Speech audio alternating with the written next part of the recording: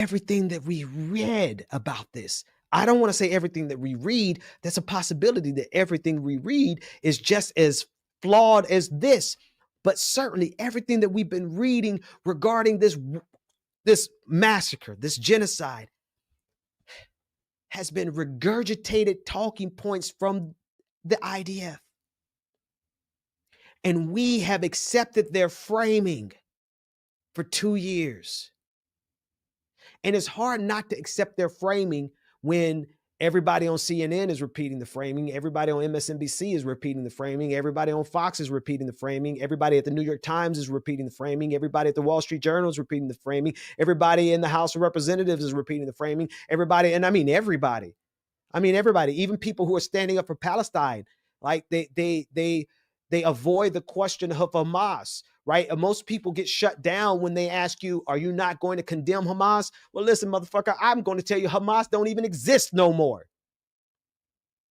I told you I can't do this work and not cuss. That's why I'm not pastoring right now. But you can join me for Sunday school. I am teaching Sunday school. I'm teaching Sunday school, and the course on Sunday school has been really, really good. Why you cannot be a Christian and be a capitalist.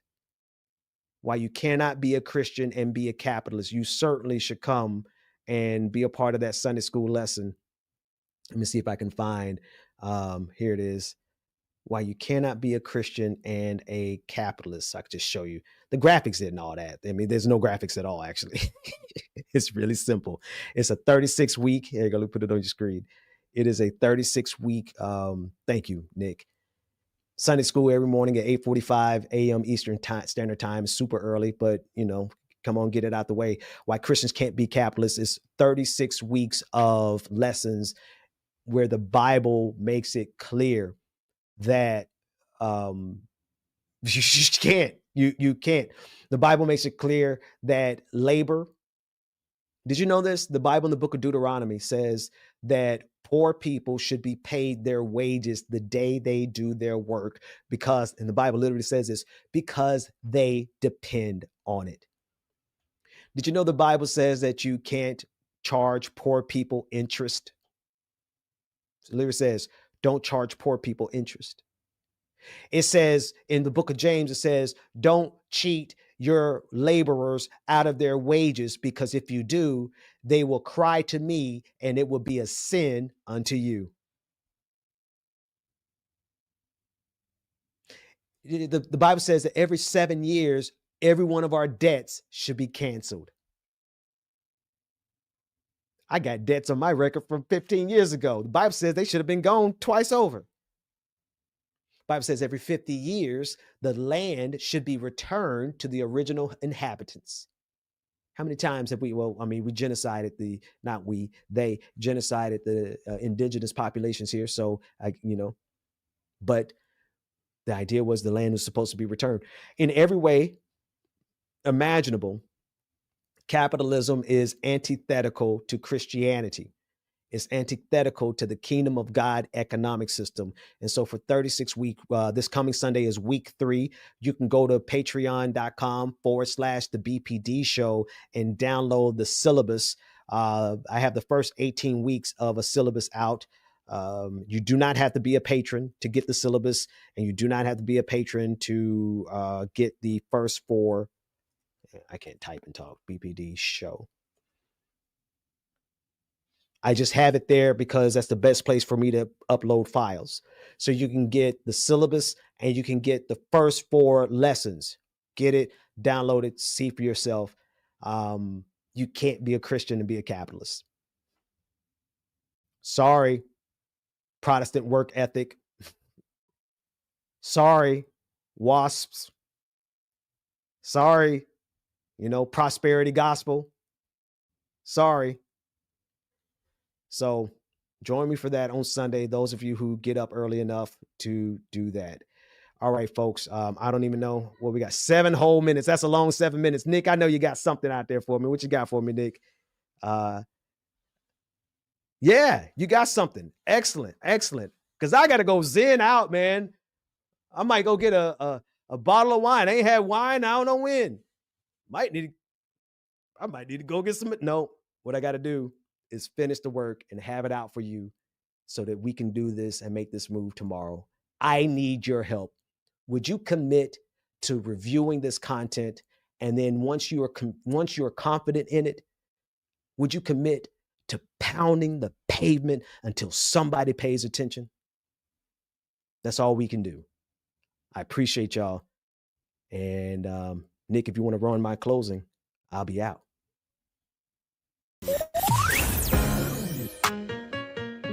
The Benjamin Dixon Show is only possible with listener support.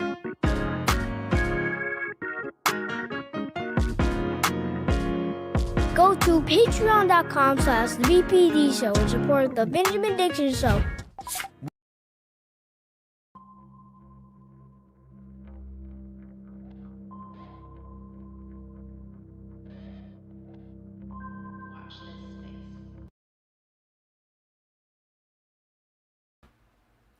What's happening, everybody? How's everybody doing on this fine Thursday? Man, I tell you, my Thursday gets a lot better when I'm watching The Pastor. You know, every time that I have concerns, every time that I have criticisms of religious doctrine, of religious people, I like to watch the Pastor Benjamin Show and remind myself that there are people out there that are actually really living a good life through Christ. Like, that's, I don't think that we can overvalue what Benjamin Dixon does. Like, what he does, not just by coming on here and giving good information and showing solidarity with people like myself, that's a secular humanist, and showing that we can talk to each other, but also by showing that there are people that do live in this country that represent their religious faith in a way that can have a positive impact on society. That's, I mean, can't say thank you enough for those kind of people. So thank you to Pastor Benjamin for everything he does. But I want to say this, my friends. What's up, Devil Advocate? I see you. What's up, B Cat? What's up, DJ Hertz and Rolando, Rich P1K, Stella? I see all you guys.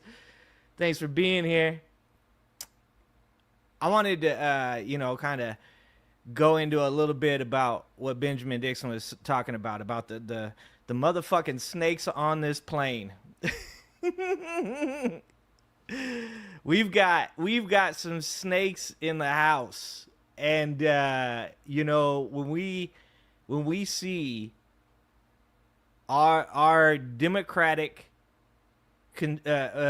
politicians that have been voted in by people like me and you to do a job, that are capitulating, that are complicit, that refuse to work and do the thing that they said that they would do for us, something that we've known for a long time that many of these people are completely capable of. When we see, people on the left taking big money, getting themselves into office, and then sitting on their hands and not representing the people that voted for them, I'll tell you what, that gets to me. That gets to me a lot. Just so you know, I voted for Katie Porter over Adam Schiff. I voted for Katie Porter, just so you guys know. But there are winds of change, and things are getting better. It doesn't seem like it. This is a very vitriolic atmosphere that we live in, one that Trump wants you to believe. It leaves you with no hope, that should exhaust you, that should make you apathetic, to just give up. But there are things in this this time that are changing, and that is really important. And when I say that, I've said a lot to people that I've never been a part of a political party. I'm a registered independent. I've always believed in taking in all information and making the best possible decision based off of the things that I believe, that I hold true to me, the values that I feel I represent. And I've always said, if you wanted to place me in any specific category, you're probably gonna, put me in a place with democratic socialism. And the reason I say that is because I mean that by the very definition of that term. I mean that socialism should work within democracy to put forth policy, legislation, politicians that can make a difference for Americans through socialism in the way of social safety nets, in the way of humanizing capitalism by saying things and doing things that are for the betterment of the American people, all American people, not just white Americans, but for all Americans, not just, straight Americans, but all Americans, not just religious Americans, all Americans. And I think that, it's always a strange conversation to have with people, because I think people get triggered by the word socialist. And they, there's a whole argument to be had over how ridiculous that is. But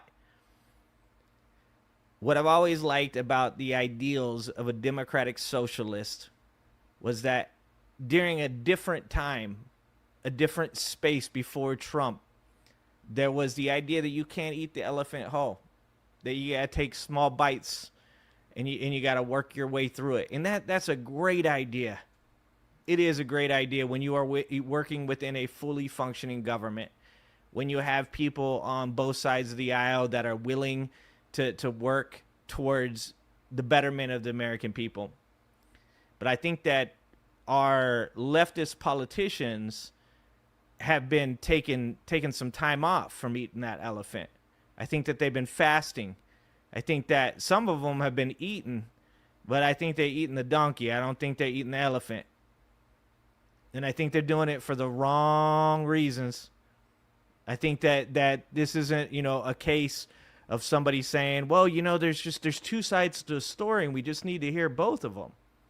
No, I think it's because certain people in the Democratic Party, as we've all known for a very long time, do not have our best interests in mind.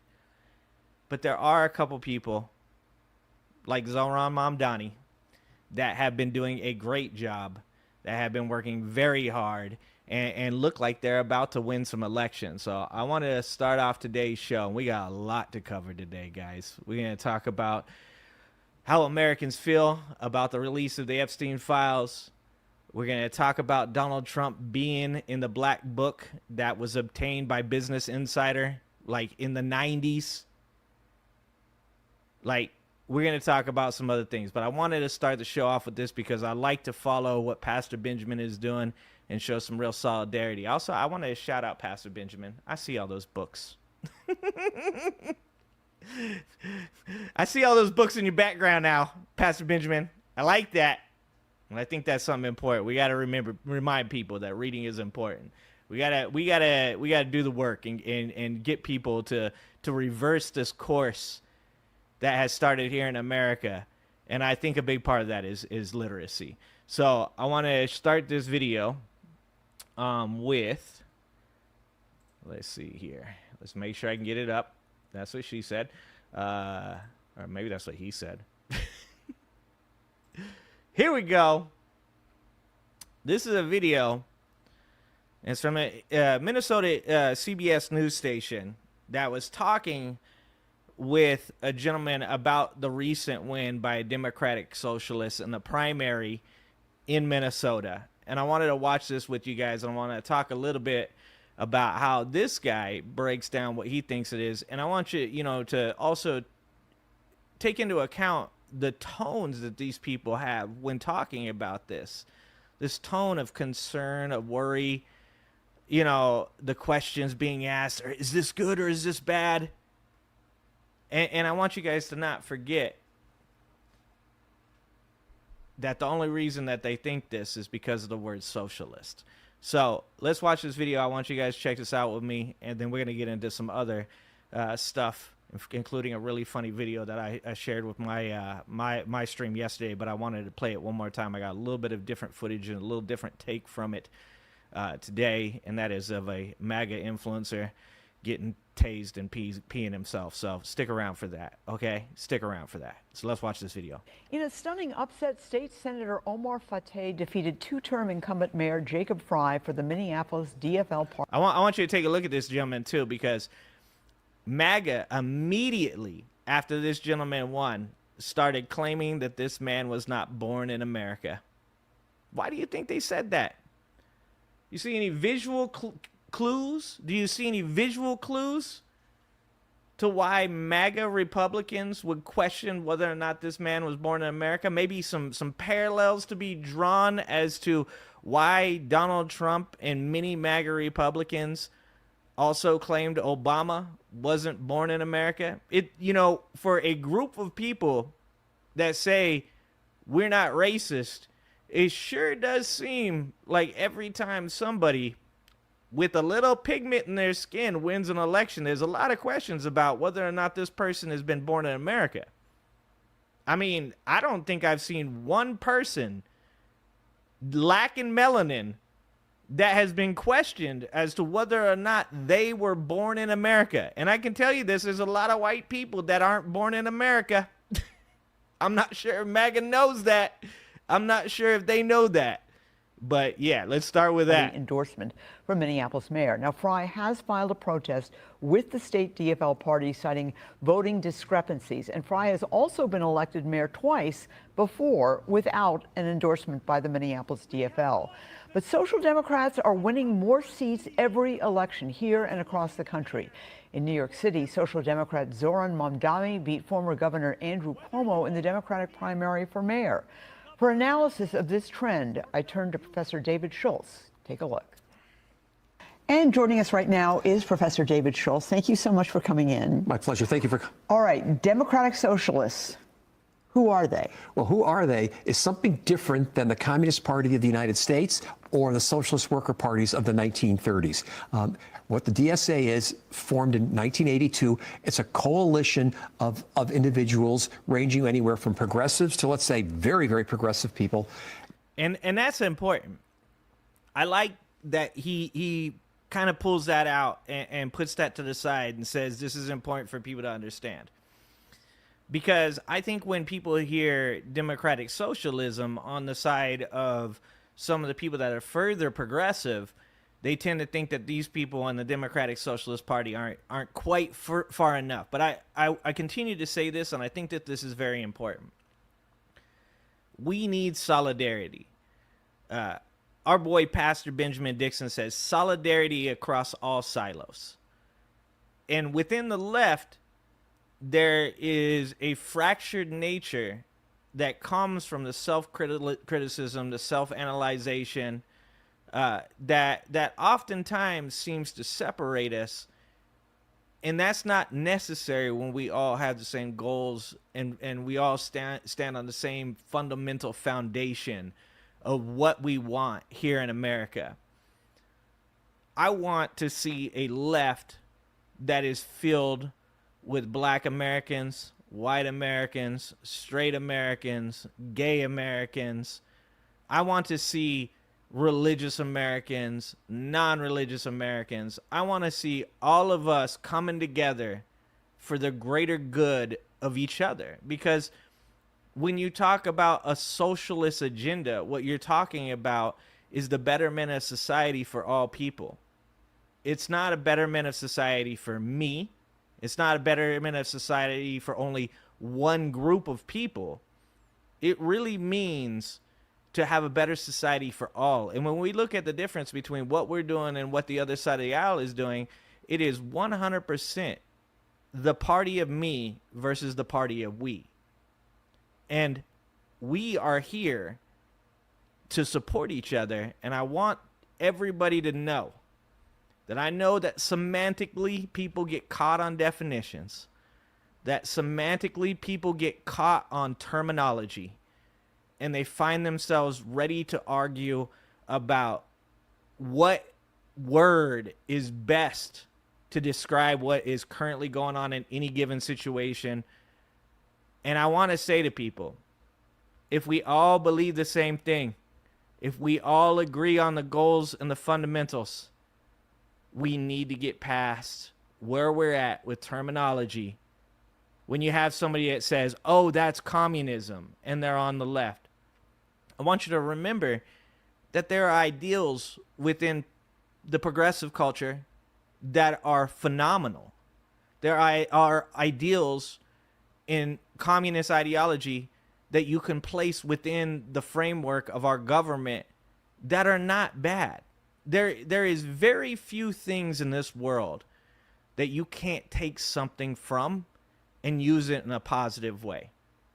I've said a lot on this channel about Donald Trump in this time, and I know that a lot of people think there's nothing good coming from this.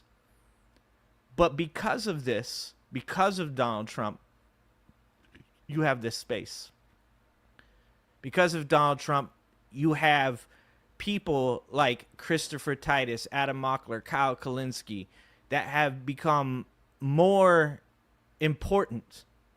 Their voices are louder. Their voices are magnified. We are supplanting the mainstream media with voices of middle class, impoverished, blue collar people. And you can take something good from every situation. So I actually like that that's how this gentleman explains it. You can tell he's a little bit concerned about what he's saying and how he's saying it. But that is a very good point on his part. The simplest way of describing it, they have significant criticisms of capitalism or believe that capitalism isn't working for the majority of the people and would like to come up with a different economic system. Are they taking over the Democratic Party? Because you have here in Minneapolis, you've got Omar Fateh, who beat Jacob Fry in the right, he did. Endorsing process. You also have in New York City, which has gotten tons of national attention, Mamdani, Zohar Mamdani beating Andrew Cuomo. Are they on the rise? They are on the She corrected herself a little bit, but you like what she said at the beginning. She said, are they taking over the Democratic Party? The question there is, are the people finally loud enough to make a difference, to start having some type of voice within the Democratic Party? That's what she's asking. Have the establishment Democrats failed to follow through on their promises for all of the people of America that they supposedly represent? And is it now that these people that I don't know, maybe Zoran gets in and he doesn't do anything. Maybe this young man gets in and he doesn't do anything. And we'll have the same attitude about these young men as we do about the rest of them, the Chuck Schumers and stuff, if they don't. Because I think if these people get into power and can't follow through with their promises, that just means the voices get louder. That means that we get more frustrated, more irritated, more boisterous. It's like I said in the last stream I was on here, we don't need soft language. We need people that speak up and say, I've had enough of this shit. I'm not going to do this anymore. This is our country. This is a country that is built on the backs of the American people, built on the backs of people that were forced to come here and provide slave labor. This is a country that does not represent the very fucking reason that is as successful as it is. And when you talk about America being the #1 economy in the world, and it has the 25th highest rating of happiness in the world, that means that the people that built this country are not represented and they are not happy. I seriously hope that they are taking over the left. Rise at this point, and partly because of a couple of reasons. First, I think the more traditional Democratic Party has kind of lost its way, according to these individuals. And second, there's a generational shift that's going on. And let's think about it here, is that for those people who are the It's a generational shift. Look at how many young people now are in the alternative media. Look at Chris Mowry and Adam Mockler and Harry Sasson, all these young people that are making their voices loud. They're making themselves heard. You know, we got to recognize that for people my age, people in their 40s, 50s, 60s, and above, this is not our world anymore. What we're working on now is what we are going to pass down to the younger generations. Are we going to leave them with a world burning up from climate change? The heat index in Qatar today hit 182 degrees. Just last August, 2024 August, the heat index hit 178 degrees. That means it's about 104, 106 in Qatar. But due to the humidity and the climate, it feels like it's 180. You can bake chicken in that shit. We need to realize what we're fighting for right now isn't just about me and you, man. And especially for those of us out there like myself that have children, right? You look at them kids. I employ a lot of young people too. You look at them kids and you go, man, I can't look at what is going on right now and feel good about what I'm going to leave behind for you. I can't look at AI taking people's jobs and say to myself, well, you know, we'll just let these people fend for themselves. No, I want to know about UBI. Now, I want to know what the richest country in the world is going to do for the young people when you don't have taxi drivers, when you don't have truck drivers, when you don't have jobs that these young kids that are going to college and getting themselves into debt. I want to know. I want to know, what are we going to do for those kids? And you can take what we have going on right now, where we have a group of people that are loudly speaking to fix the things that are going to be left for the generation to come. And you can completely take that and look across the aisle and look at a group of people that ran on protecting children that are now protecting elites that have trafficked children. And you can say to yourself, which party would I want to be in? Which group of people would I like to be most represented by? And I don't know about you, but I'm going to lean into Mom Donnie's. That's where I'm going. Baby boom generation, the system worked fairly well and delivered the goods. But if you look at polling right now for people under the age of 30, 35, about half of them are saying, well, they have a favorable view of socialism because why? Why? They're looking at capitalism not delivering for them because of what? Affordability of housing, medical care, student loans, et cetera, et cetera. Yeah. So there's a window there, and the DSA is taking. So you're talking about housing and you're talking about student loans, right? Now, you got to give Biden his flowers. $200 billion worth of college debt forgiven. But when we take a look at what Donald Trump has done on the other side of that and what he's rolled back and what he's you know, doing that MAGA wants him to do, you got to say to yourself, I look back and I got a criticism there. Because maybe he should have went harder. I know that we still were on this balancing act of maybe the Republicans will come back, maybe conservatives will sit at the table again. But that's gone. That's no longer here. And yes, hindsight is 2020. But we wish he would have done more. But $200 billion, that's good. We want to talk about housing. Kamala Harris talked about building another, 300 to 500,000 houses in America? Joe Biden under his administration built like another 100,000. But that's not going to do it. Because building more housing does not alleviate the housing problem, because the real problem in America is not housing, it is a wealth gap. And when you take money and you transfer it from the middle class and below to the ultra wealthy, do you know what the ultra wealthy do? What they do with that money? They buy assets. They don't put the money away. When you hear this all the time, when you say it is ridiculous that Elon Musk has $400 billion. What do the MAGA stands do? What do those billionaire bootlickers do? They go, he doesn't have $400 billion. He has a bunch of stock in Tesla. He has buildings. He has businesses. Yeah, That's what rich people do with money. So when you build more houses, they buy those houses, because the more money that gets transferred from us to them allows them more of a chance to purchase assets. And that's what they do with their money. This is not a case of we just need to build more houses. This is a case where something like socialism can step in and say, these houses weren't built for you. These houses were built for people. You know, after World War II, the GI Act actually allowed soldiers to come back and purchase housing at a much cheaper price with much better loans, because it was necessary at that time. Now, we can get into the fact that black people were unable to use those loans, even though they fought for their country. We can get all into that with this book right here. You want to know about that? Read Just Action from Leah Rothstein. Read it. It's all about redlining. It's all about the Levitt communities.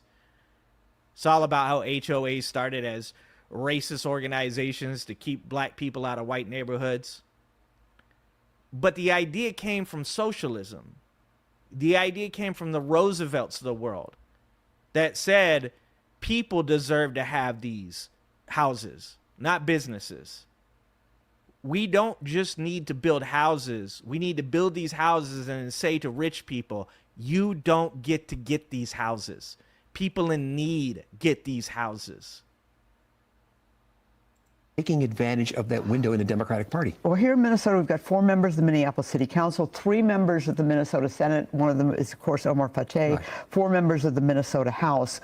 Obviously, Bernie Sanders is probably the best known, and right. Alexander Ocasio-Cortez is also perhaps the best known Democratic socialist. There has been a long history of the Anti-Defamation League, which, of course, concerns itself with issues of anti-Semitism, saying this group is anti-Semitic. And there have been some accusations thrown back and forth. And this is something I said last night. Look, criticism of what's going on in Palestine is not anti-Semitic. You can criticize Palestinian people and not be anti-Palestinian. You can criticize Americans and not be anti-American. And you can criticize Israel and not be anti-Semitic. I have many good Jewish people in my life that I love and appreciate. The reason I have a home, the reason I have a family is because the business that I work for, which is very, very socialist in the way that they do things, they take care of their employees, they make sure everybody's happy, is run by Jewish people. And I do think there's anti-Semitism in all groups, just like there's racism in all groups, like there is homophobia in all groups. But when you say specifically that being democratically socialist makes you anti-Semitic, what you're actually saying is criticizing Israel is anti-Semitic. I'm a person that believes every single person should be judged on the context of their actions. Just like I said about Pastor Benjamin. I 100% disagree with the institution of religion. Not because of people, but because of the way that the institution goes about controlling people. So when I say I come on here and I see Pastor Benjamin talking, it makes me feel hope, makes me feel good. It's because I see a person that is outside the boundaries of what I hold as a belief. And that's why I believe that each and every single person should be judged on the context of their actions. So when you have people that say, well, you support Iran? Well, what do you mean I support Iran? By saying support Iran, what do you mean? Well, you support all those people that are in Iran, that are demeaning women, that have committed human rights violations? No, I don't. I criticize that shit because that's ridiculous. But do I think there are Iranian people that are in Iran that do not have those same beliefs, that do not want to be lumped in with the rest of those people? Yes, I do. Do I think that there are Jewish people in Israel? We just watched a video last week on Pastor Benjamin's show right before me where we saw Jewish rabbis speaking out against Zionism. there are people in every group that are a bad apple, that is a great example of what can happen if people allow their beliefs to be the only thing that they have, when their identity becomes those beliefs. And we see it right now in MAGA. When Donald Trump, and I firmly believe this will happen, when Donald Trump goes down, if he don't die first with them fat ass cankles, if congestive heart failure does not take Trump before those files finally make it to the light of day, these people have made Donald Trump their personality. These people have made Donald Trump their life. And when this is all over, I firmly believe there's going to be some Hell-Bop comment shit. Like, check on your MAGA Republican relatives. Okay, if Donald Trump goes down in the Epstein files, you better give him a call. I know you guys are saying I don't give two shits about that, but you better, because they're probably wearing some Nikes and drinking some Kool-Aid that night. That's all I got to say. What do you say to that? Well, again, it's a broad coalition. I mean, clearly there's within the DSA a lot of them who are criticizing Israel, criticizing Israel's incursion into Gaza. Many of them are sympathetic to the. He says criticizing. That's good, because that's what it is. It's criticism. Look at this shit. I'm not allowed to criticize this. I'm not allowed to criticize this. The Palestinians, and so it's hard to sort of pin down and say that there's an actual official position, but clearly within the DSA, there may very well be individuals who are anti-Semitic. But again, because it's not a traditional political party, it doesn't have official platforms. It's hard to really identify. Strong, bro. Like the official platform of the Democratic Socialist Party is going to be, they're all anti-Semitic. Like that's what I'm saying. That's the kind of shit right there that drives me nuts. And this is why we see Hakeem Jeffries like not coming out in support of Zohran Mamdani, right? Because he's afraid. He's afraid he's going to be called anti-Semitic. You know, put me in fucking office and watch me be like, I can sit here and I can criticize whoever the fuck I want. You know, because that's what you're supposed to do. You're supposed to criticize. That's one of the like great benefits of being around left-leaning individuals, is that they do criticize each other. You should be critical of each other's behavior. When a person says or does something that is detrimental, you should say. Now, there is a positive way to do that. That's called constructive criticism. And you should work on helping those people and giving them a path to redemption. But at the end of the day, you know, if a person, jank, wants to shake hands with racists, shake hands with homophobes, I ain't got no time for that shit.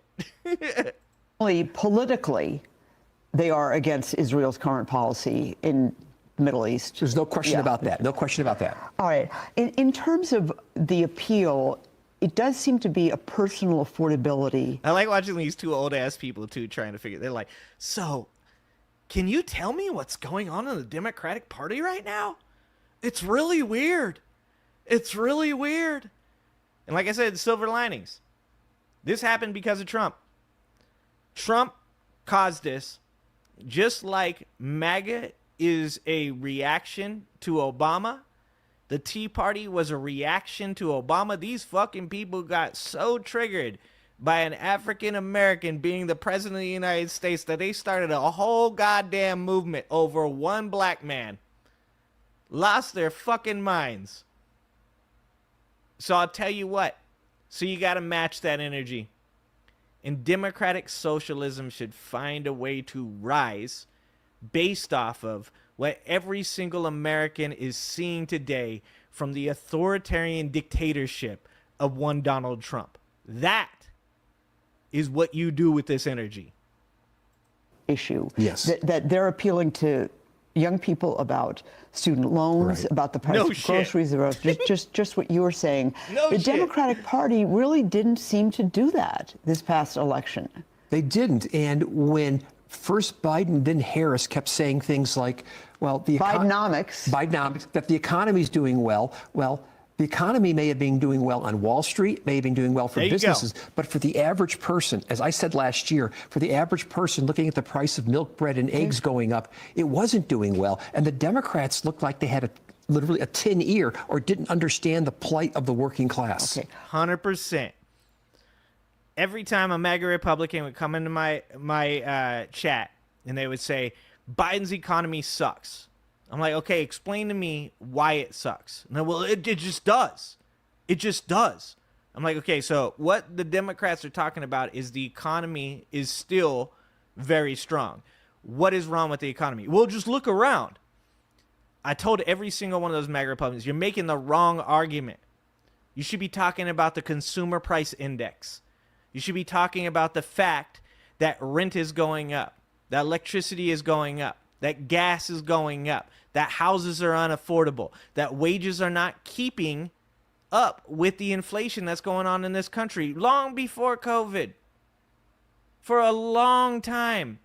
Look, when the New Deal went through, when Roosevelt triggered the fuck out of conservatives way back in the day, corporations and rich people have been biding their time, eating the fucking donkey one bite at a time, and rolling back all of those things that came from the New Deal. Every single bit. I continue to say this. It boggles my fucking mind to watch MAGA Republicans that are conservative, that are far right, that are extremists, whatever, in the cult. Every one of them make the same argument. The economy is bad. And I will say, for middle-class people, even upper middle-class people, because the reality is that middle-class people are actually the working poor. Middle-class people work paycheck to paycheck with two parents in the home, working 40 hours a week, and we're getting to the point now where young people not only are going to have two jobs, but they're going to have to start monetizing their hobbies. The middle class is the working poor now, and the upper middle class is becoming what we used to call the middle class. Because wealth is being transferred from everything in the upper middle class down to the wealthy. And the more that happens, the smaller the middle class becomes. Because if you take the middle class and you replace it with the upper middle class, just by statistics alone, you have just shrunk the middle class. And let me tell you this, just to be upper middle class, you have to work jobs. You have to be 40 hours a week, and they have to be 40 hours a week, and you got to be free of debt, and you've got to have good paying jobs and careers. You know, it's going to be, at one point or another, it's going to be difficult for your upper middle class people in this society to put their fucking kids through college. That's a problem. But what MAGA gets wrong about this is they think a billionaire is going to fix it for them. What MAGA gets wrong about this is they think people like Elon Musk, who is, at this point, they believe he's going to be a trillionaire. Not in fucking 2035, not in 2045, but in 2027. 2 years from now, not even 2 years from now, they think he's going to be a trillionaire. Resources, when it comes to something like money, are finite. And when we talk about money, we're talking about resources. Because resources allow you to purchase houses, put a roof over your head.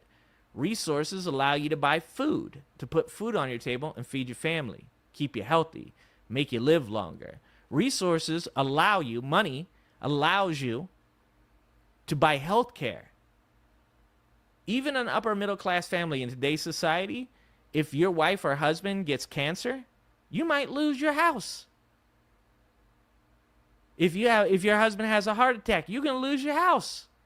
If you gotta put 2 kids through college, you're not retiring, even as upper middle class.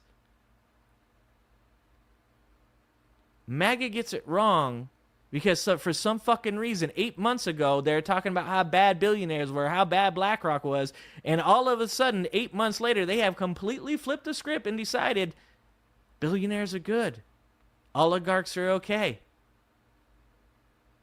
Fuck changed. Is Omar Fateh the favorite now in the mayor's race? He has to be the favorite at this point. He's got the official endorsement. Unless it gets overturned, he's got the resources of the party. But what makes this complicated, of course, is the fact that he's going to be running against an incumbent who's been elected twice. But if you think about it, in elections... An incumbent, Jacob Fry, has never gotten the endorsement, and he's won twice in Italy. Twice, right. But at a time when oftentimes when incumbents run, it's a referendum on them. And a lot of people are upset in Minneapolis about what? About crime, about affordability, and so forth like that. Crime is actually down. It's down. It is down dramatically in Minneapolis. There's no question about that. But lots of people still have the perception about that, still have a concern about housing costs, about a variety of different things. Oftentimes, again, elections are referendum on incumbents. That makes it a little bit more difficult for the mayor. Professor David Schultz, always a pleasure. Thank you so much. My pleasure. So, like I said, if you want people in office that are going to do what you want them to do, first of all, you got to hold their asses accountable. So we're going to start with that. We're going to start looking at Chuck. Chuck Schumer. We're going to be looking at Cory Booker. Why do you think Cory Booker got down on the floor and started just talking mad shit to Amy Klobuchar? Why do you think he did that? Because his ass knows that seat is getting hot, dog.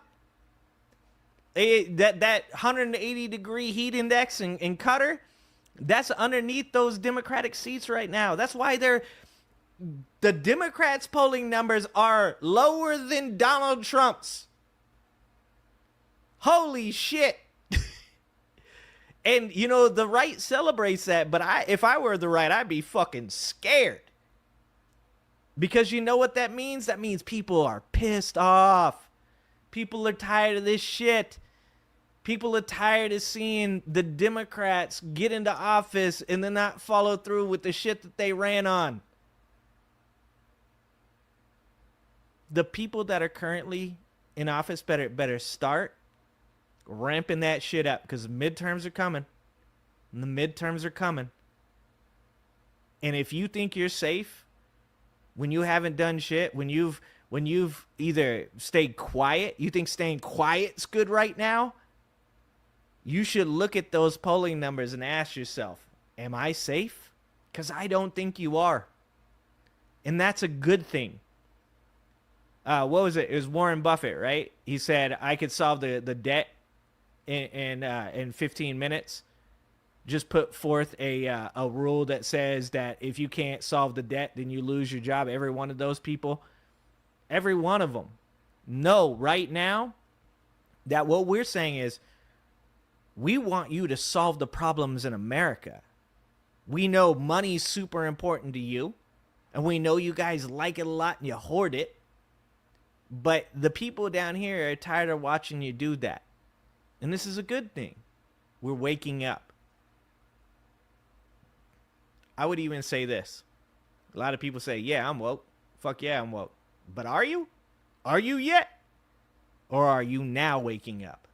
Are you now seeing what the fuck is going on? Because I think one of the silver linings of all this stuff is that we're no longer complacent. We're no longer willing to just go to work and come home and be okay with the scraps anymore. Now we're starting to say to ourselves and to each other, you know what? This is bullshit. Because this has been the climate change argument.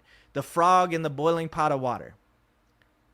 That's what the current state of the American citizenry is we have sat in this pot as the water just gets hotter and hotter.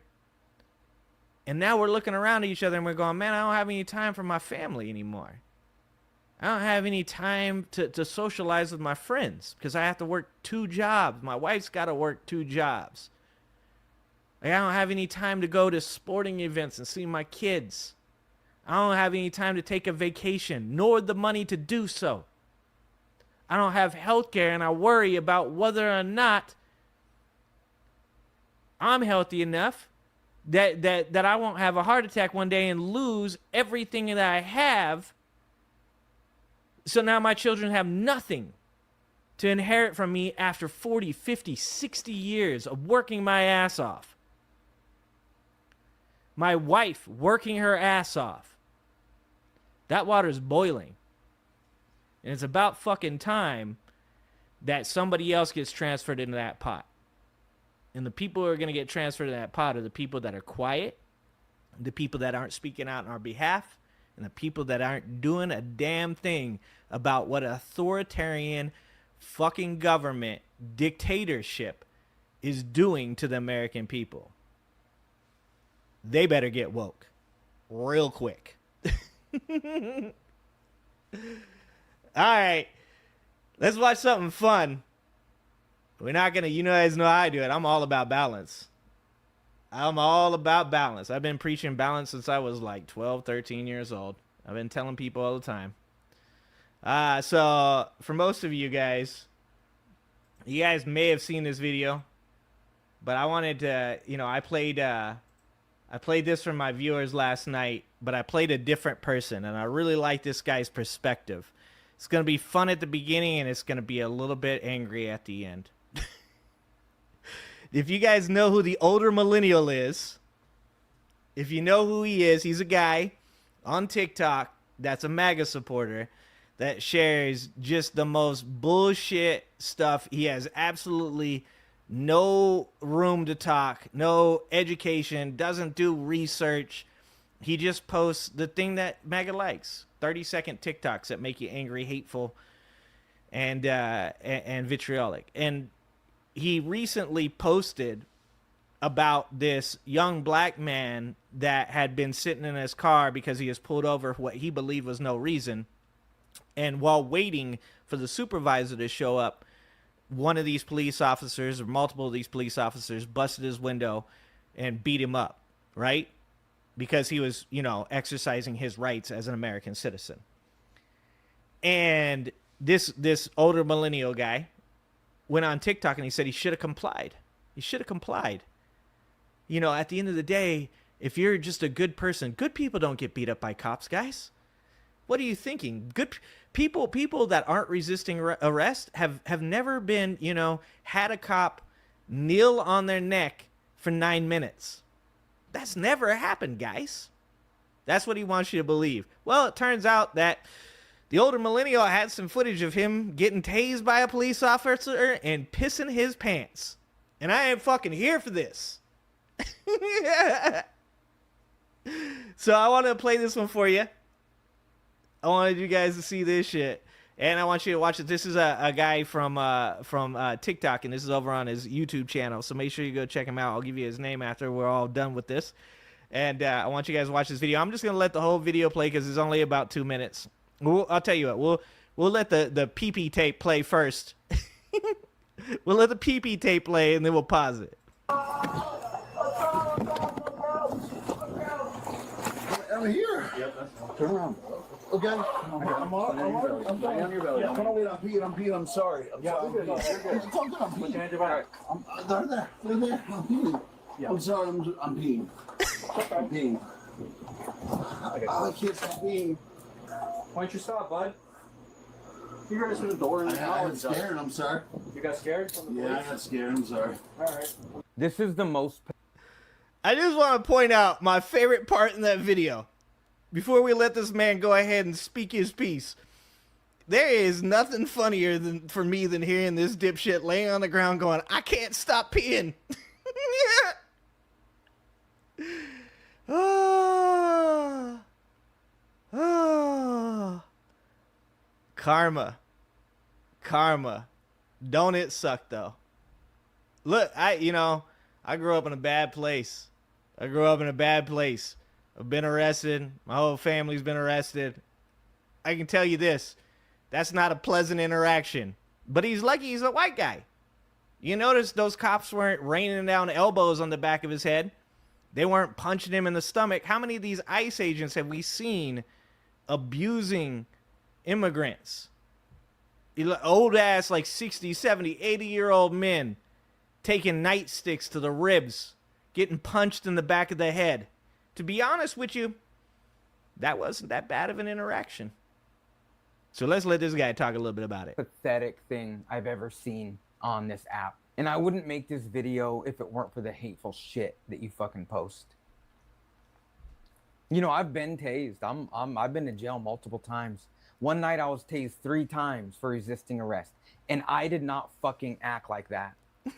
The dramatics. The absolutely fucking pathetic.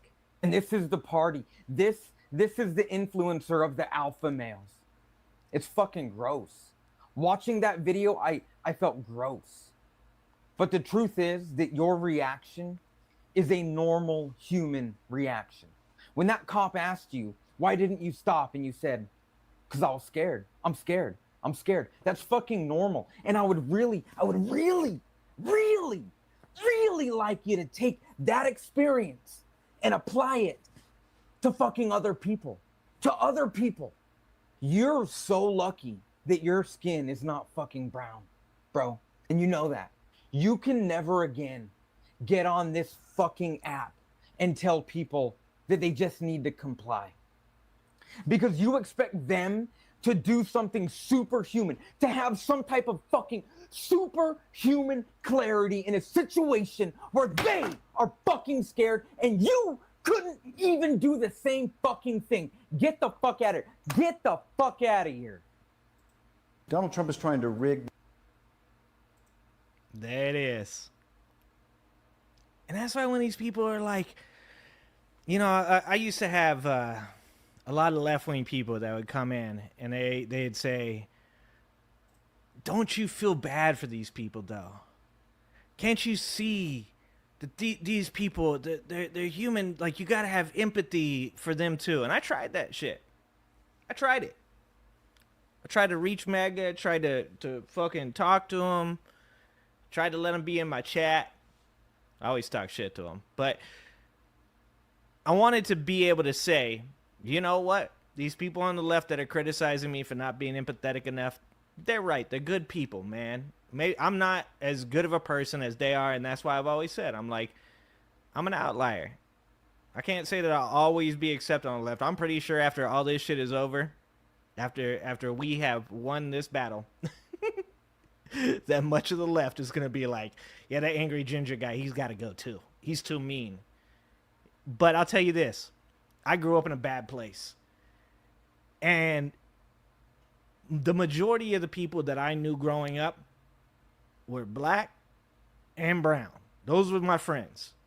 I grew up around skinheads and peckerwoods, and my friends were black and brown. I experienced racism that I think most people will never see in their life. And I can tell you, even with that all being said, that in multiple instances in which I was pulled over, when I was pulled over this one time, and I had 3 black dudes in the back with a pit bull and a Mexican dude driving in my passenger seat. Rest in peace, my dude. He passed away about 4 years ago. And it was like the Dave Chappelle moment. He said, when you get pulled over with a white guy, he's still got his stereo up. That was me. Because even coming from where I come from, my interactions with police officers were different. Like, that literally, my Mexican dude in the passenger seat had to reach over, and he's like, bro, turn your stereo down. I was like, oh, shit. And that's why I say, like, when people say there's no racism, I come from one of the most racist fucking places in the country, right? I also come from a place where it's the highest per capita killing of people by police officers. My nephew was shot and killed by a police officer. I can tell you this, when he says that, and I fucking love that. I love that energy, my dude. I love that energy. Get the fuck out of here. Because this is the bullshit that MAGA's trying to sell you. MAGA's trying to sell you, these cops aren't racist. These cops are just doing their job. Racism doesn't exist anymore. Systemic racism doesn't exist anymore. And I put the lie to that. Because not only did I grow up around people that, like, literally one of the dudes that we used to play football against had a swastika from his nipples to his belly button. Guys that had swastikas on the side of their face and shit, right? Not only that, but I've been in management since I was 19 years old. I have worked from everything from fast food to managing a store.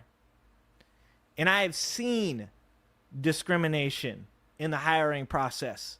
I've seen discrimination against women, against minorities. So when I hear this shit from MAGA, where they're laughing it up and having a good time because a young black man got beat up by police officers because he should have complied. Yeah, when I get the video of that motherfucker getting tased and peeing himself, you're goddamn right I'm going to laugh at that shit. I'm going to laugh at it, and I'm going to play it twice in 2 days.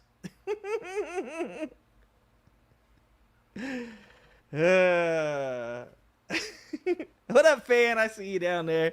What's going on, man? I'll check. Sorry about that. I didn't see the super chat. I don't know how to have both screens up at the same time. I'll work on it. So I wanted to get into some other stuff with you guys. We talk about a couple things. We still got plenty of time. Thankfully, I talk so damn much. But we're going to talk about the current state. Oops, that's not the one I wanted to do. Not that one. This one. We're going to talk about the current state of the Epstein files. And we're going to talk about what Americans think about it. And we're also going to talk about what's going on. So, here we go. Got to move that over there. Thank you, Nick. Appreciate you so much. Okay, so what we have here, guys, is a poll that was recently released about whether or not President Donald Trump should or should not pardon Ghislaine Maxwell. If he wants to earn the favor with Americans furious over the handling of the Jeffrey Epstein files, nearly 2/3 of Americans do not want the convicted child trafficker pardoned, according to a Times from YouGov. Now, for me, it's a little crazy to hear only 2/3.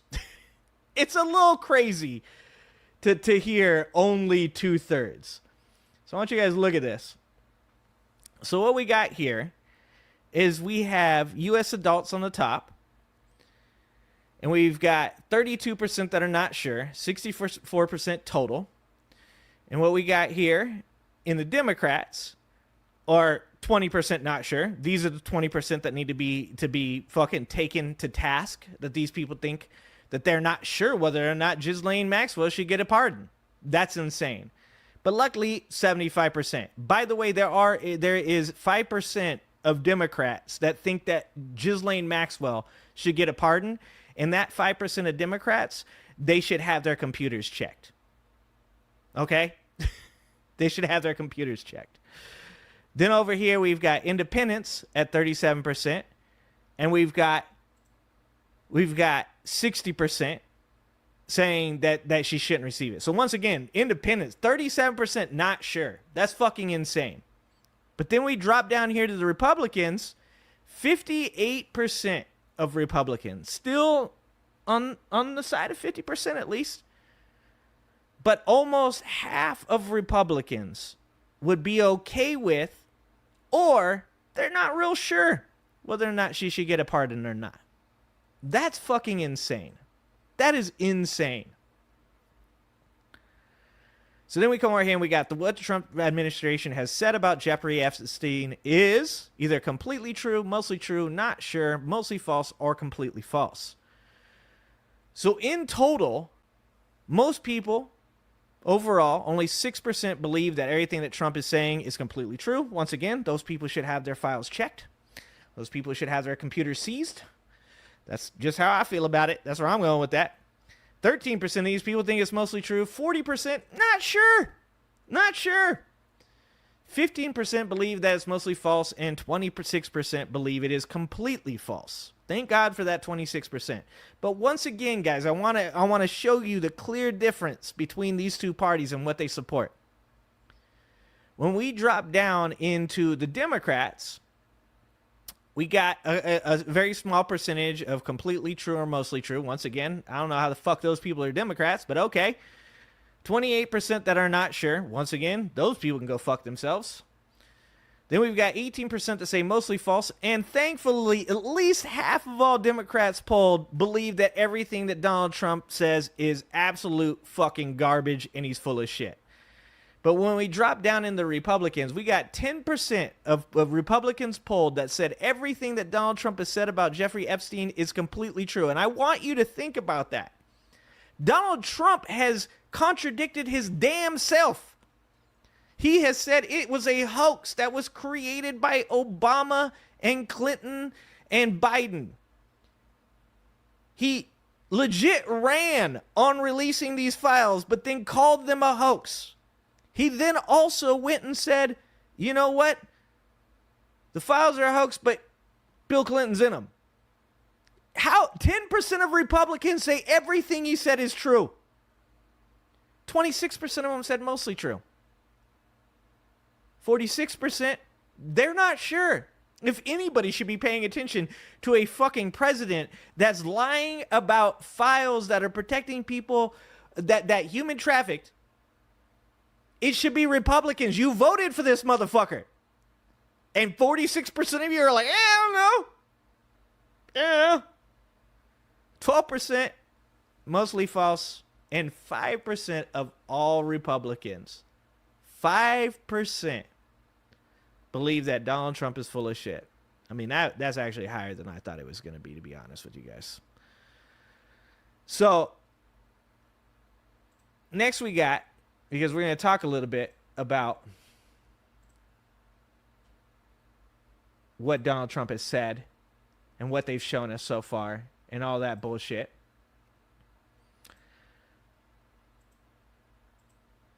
Here we go. So what we got here, as you guys all know, is the footage recently looked at that we all know was edited, that we all know was missing a minute of footage, to which Pam Bondi said, no, there's a minute of footage that is missing from all of these nights, guys. That's the way it is. Of course, now we're realizing, because people have came out and said, no, that isn't true, that Pam Bondi lied once again. Pam Bondi has said, the client list is on my desk.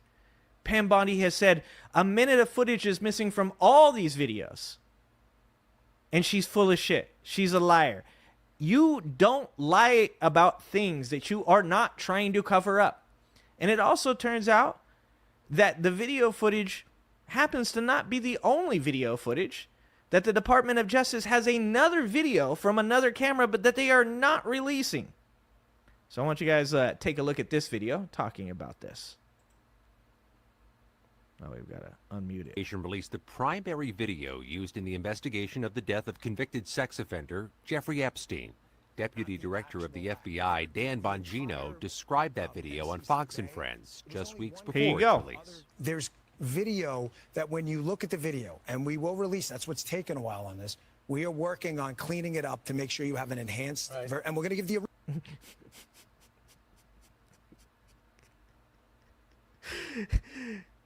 Let me help you guys out with something here.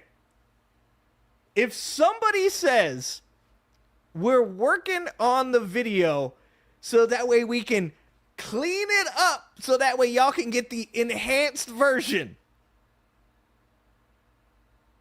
Let me break that down into plain English for you. They're editing out any footage that they don't want in that bitch. That's what they're doing. And that's what they did. He said it right to your face. Original, so you don't think there were any shenanigans. We thought there were shenanigans. There's video. We know there were shenanigans. He's the only person in there and the only person coming out. You can see it. We showed this video to multiple video forensics experts who agreed what the FBI and others have said is simply not true. That video and other evidence led to the conclusion by the government that Epstein's death on August 10th, 2019 was suicide. An analysis in consultation with video forensic experts suggests multiple inconsistencies between statements from government officials, including Bongino, a report from the Department of Justice's Office of the Inspector General into Epstein's death released in 2023, and the tape itself. These inconsistencies, while not contradicting the conclusion Epstein died by suicide, do introduce questions that the government so far... Yeah, we've got some questions. We got a lot of fucking questions. ...has declined to answer. We'll show you those in a moment. First, let's break this all down. Epstein was held at the Metropolitan Correctional Center in Lower Manhattan. in a unit separate from the general population known as the Special Housing Unit. By the way, when he was held here, this was considered one of the best places, one of the most high-tech places. And it turns out just, a few months later, they're like, it turns out actually it's a garbage facility. Let's get rid of it. Or SHU. The unit has 3 wings, each with 2 levels. Epstein was held in the upstairs L tier of his wing. That tier is accessed by a set of stairs from the central common area. Directly adjacent to those stairs is the officers' station, where on-duty corrections officers spend most of their time. The Inspector General report says several cameras in the unit were streaming a live feed to a remote location in the prison, but no one was watching them. Malfunctioning equipment meant only one camera recorded the general area.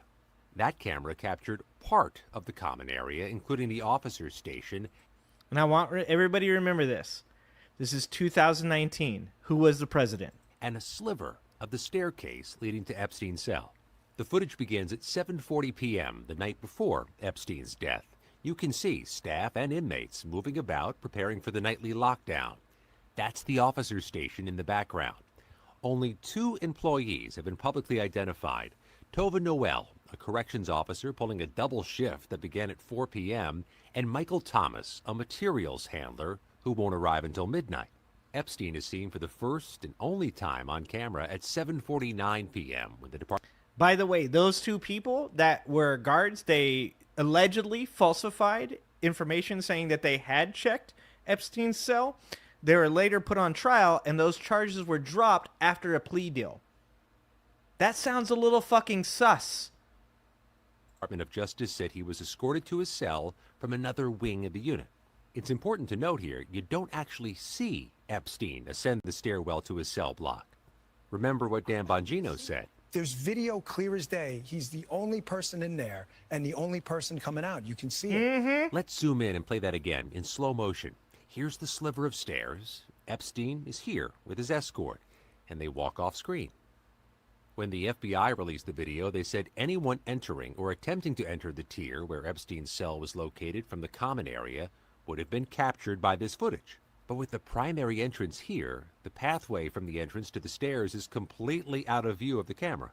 For the next hour or so, corrections officers and inmates are seen moving about, preparing for all prisoners to be locked down. At 8:21, another inmate is seen being escorted toward the stairs leading to Epstein's cell area. No movement is detected on the stairs again. By 8:24, all of the inmates appear to have been taken to their cells. Noel told the Inspector General she visited Epstein's cell at about 10 p.m. You can see her head in that direction here, albeit closer to 10:30, but not climb the stairs.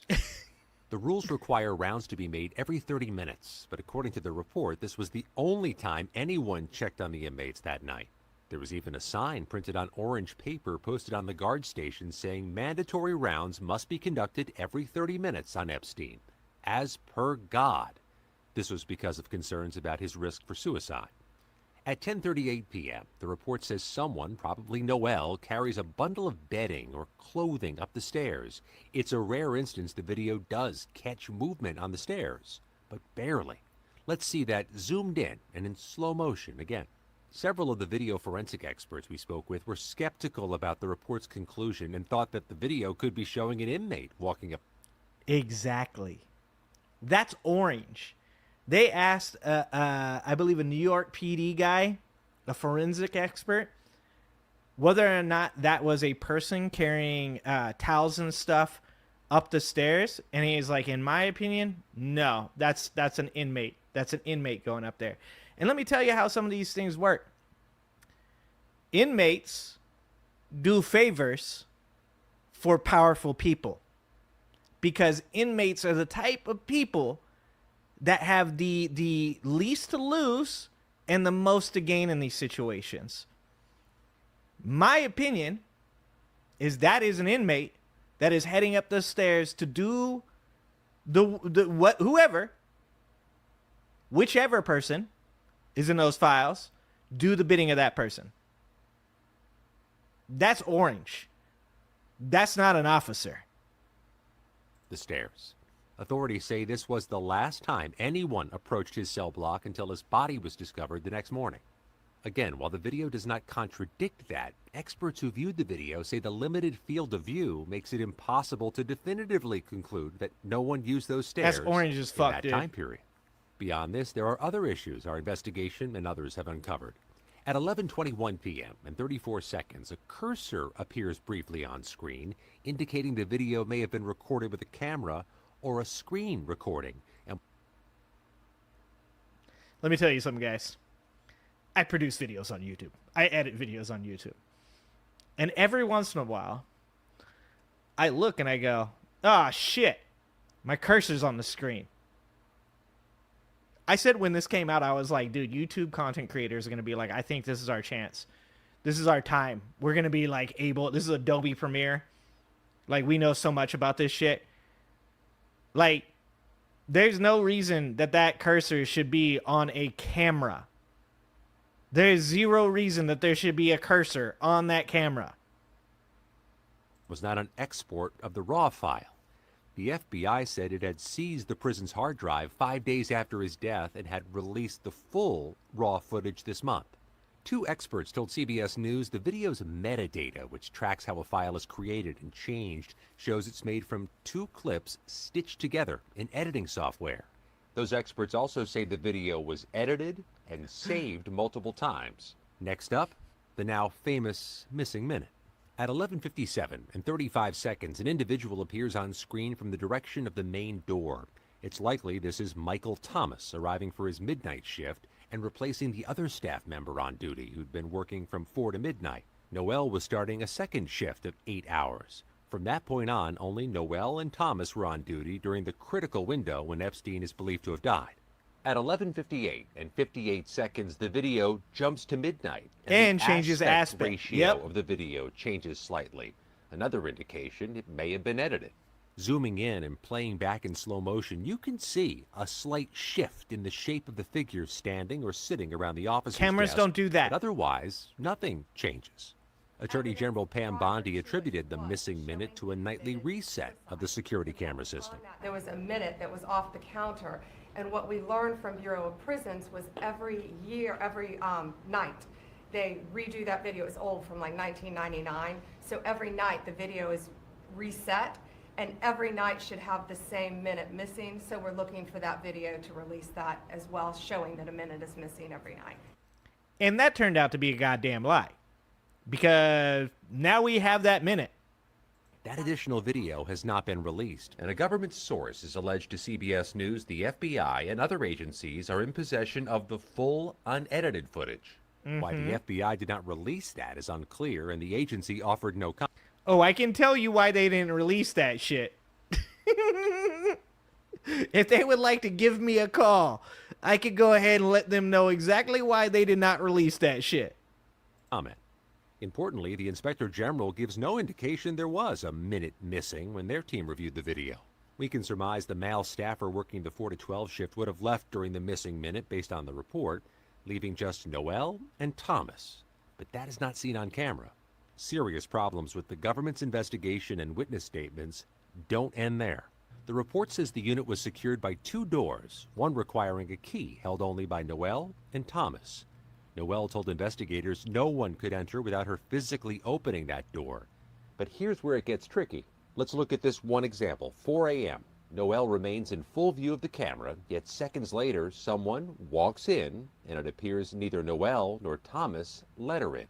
The report is silent on this apparent contradiction. And even if there was no other key, both Noel and Thomas had ample opportunities to let someone in. At least a half dozen times, one or the other of them exits the camera frame in the direction of the door, all without explanation. We shared this with our forensic experts who agreed there was no way to conclusively determine from the video whether an unseen visitor was or was not let into the Epstein unit, although both Noel and Thomas have said no one else entered. At 6:22, either Thomas or Noel walk off screen again and reappear carrying food trays, breakfast for the prisoners. At this point, based on the autopsy results, Epstein is believed to already be dead.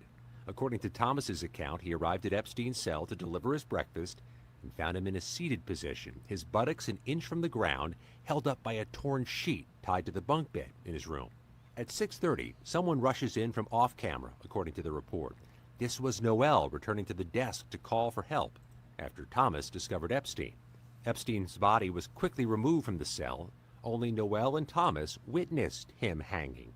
At 6:40 a.m., the video ends. Kinda sus. Epstein's body is not seen being removed.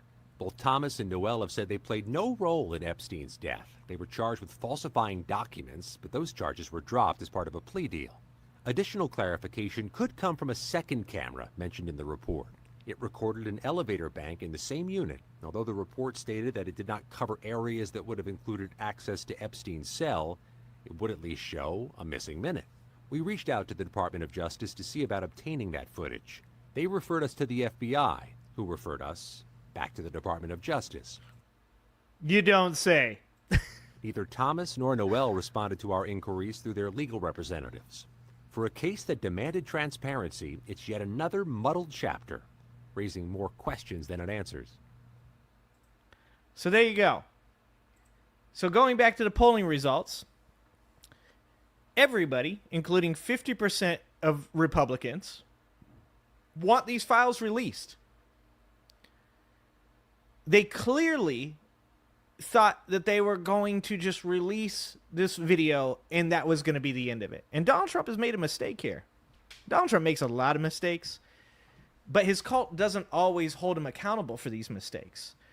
But many people now are seeing. You saw the MAGA shaman, Jacob Tinsley. Is that his name? Jacob Tinsley.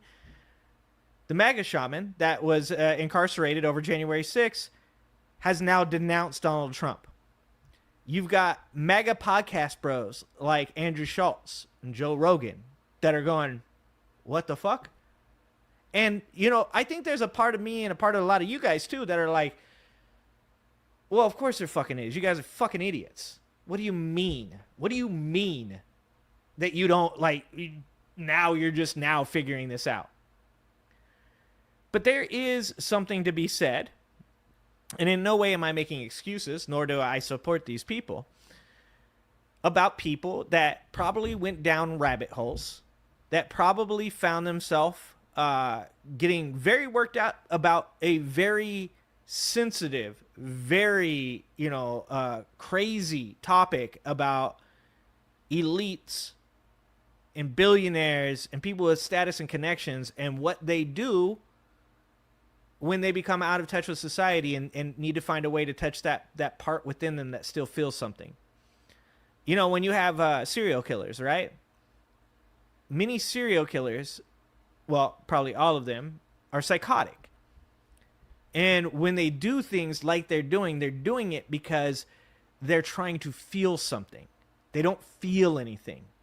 And so they're trying to reach down to like the worst parts of the human conscious, the worst part of being a human being, to feel something. And that's what billionaires do. That's why being a billionaire is immoral.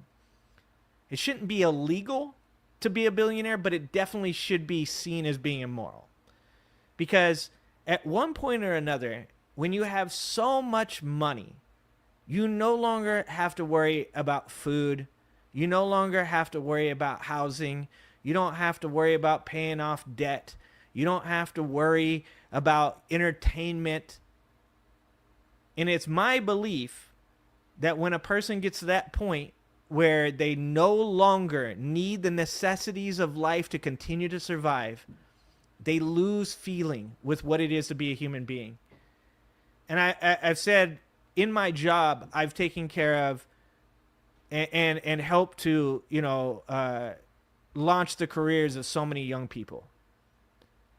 And I can tell you that you find no greater happiness, no greater feeling of success than when you do it through other people. When you find yourself helping other people to become successful, that's when you find yourself at your happiest. And I think that all of these billionaires, all of these rich people, all of these elites that will never, ever have to worry about anything in their life again have become out of touch with reality, and they have started, or they have been, since fucking millennia, been doing things to find that part inside of themselves that still feels something.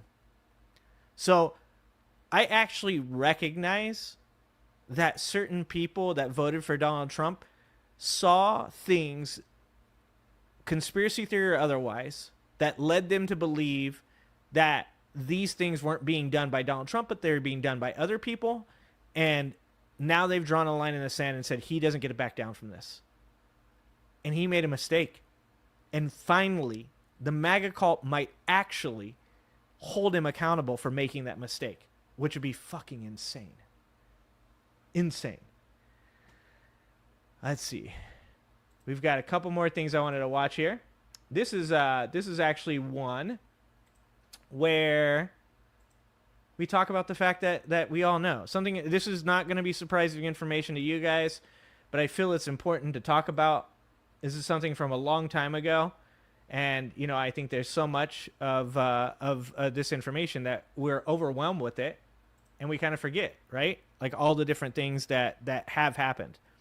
So this is a video. It was actually published only 5 days ago, but this is information that's existed for a long time from the Business Insider, talking about the fact that they found one of Jeffrey Epstein's black book years before the recent Epstein's file controversy, and it has Donald Trump's name in it.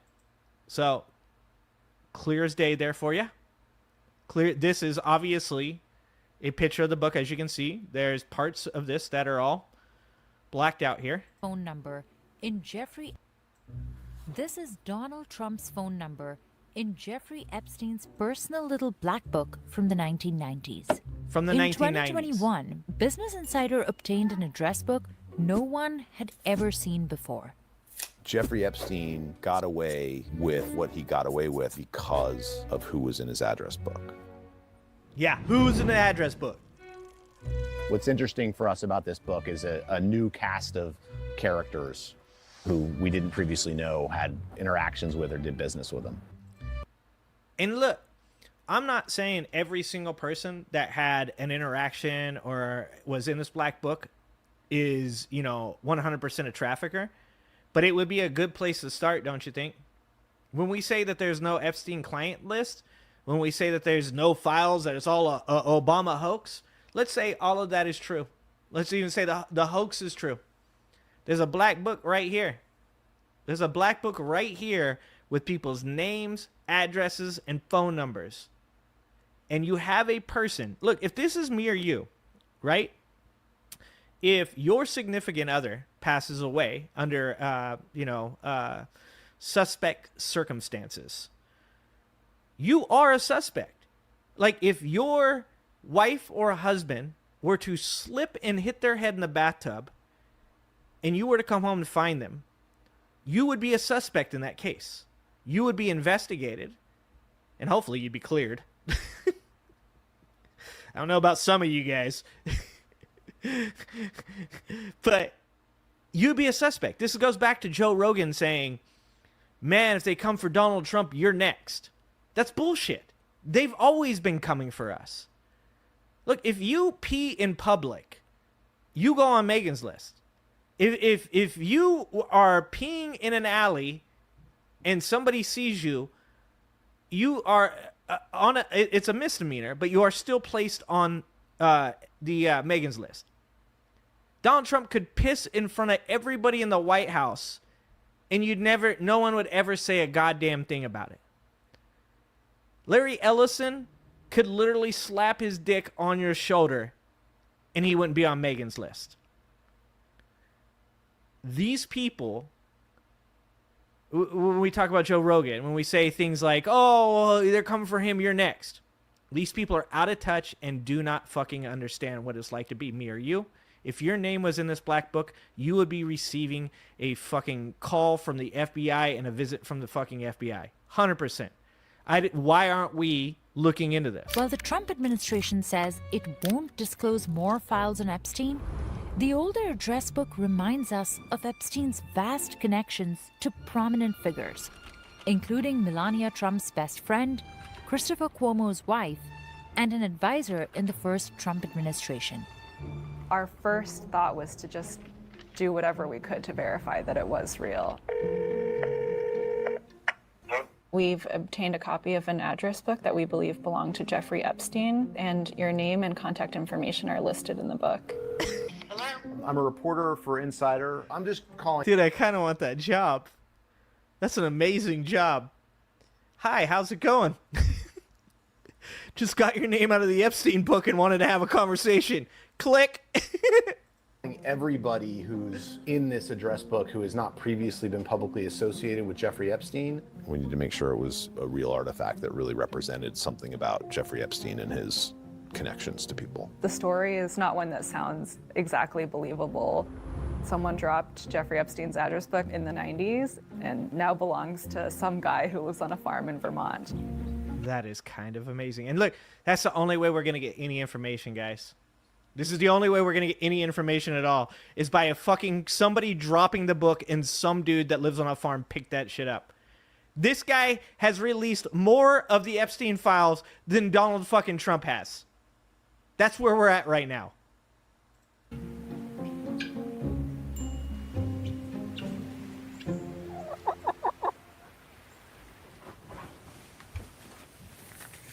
I'm very careful not to put my fingerprints on the book, not to put any sort That's of a good call. DNA or hair or anything like that. Good call, dog. My name is Christopher Halali. Where should I look? I currently live on my wife's farm. As a student of national security issues, imperialism, I was fascinated by the Jeffrey Epstein case. There are names that are Damn, this guy's highlighted, got the and I whole think list. One of the most notable highlighted names is former President Donald Trump. My name is Denise Ondeko. Ta-da! And I believe I found the book sometime in the 90s. Walking along Fifth Avenue, and I just noticed a small black book on the sidewalk. So you're pretty sure that it was somewhere between 54? Yes, it could have been here or there. We have spoken. Dude, I would have been prank phone calling Donald Trump's ass so much. Spoken extensively with Denise, and we found her story to be credible. I saw the book, picked it up, glanced through it.